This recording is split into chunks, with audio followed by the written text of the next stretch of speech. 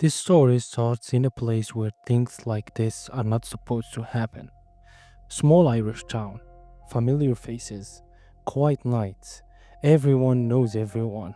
And yet, on one cold night, that sense of safety was ripped away because the respected Donegal businessman, publican, community figure named Stephen McCahill was found dead inside his own home.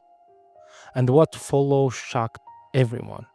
Now, let's slow this down, because this case didn't explode with sirens and chaos. It crept in quietly, the most unsettling kind. Stephen McCahill lived in Ardara, County Donegal. If you know Ardara, you know it's the kind of town where people stop to talk, where pubs are more like living rooms, where the person behind the bar knows your name, your family, and probably your favorite song. Stephen wasn't just a businessman, he was deeply involved in the local community. He supported festivals, tourism, charity events. He was known as generous, friendly, and always willing to help. So, when emergency services were called to his home in the early hours of the morning, people immediately knew something was wrong. Very wrong. Stephen was pronounced dead at the scene, and almost immediately, guards confirmed this was being treated as a murder investigation. That announcement alone sent shockwave through Ardara. This wasn't an accident. This wasn't unexplained. This was deliberate. Guards sealed off the house. Forensic teams examined the scene. Statements were taken. Neighbors were spoken to. Every detail mattered because when something like this happens in small town, answers are not optional. They are required. And there came the twist that nobody expected. Within a day, guards arrested a man in connection with Stephen's death. Not a stranger, not someone passing through, but his nephew by marriage. The accused is Michael Maloney, musician known locally and online for his music career, someone people had seen perform, someone whose life until this moment revolved around songs and stages, not courtroom. Michael was charged with Stephen McCahill murder and brought before Letterkenny District Court. Here is something important.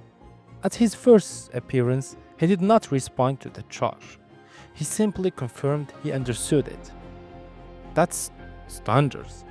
That's procedure.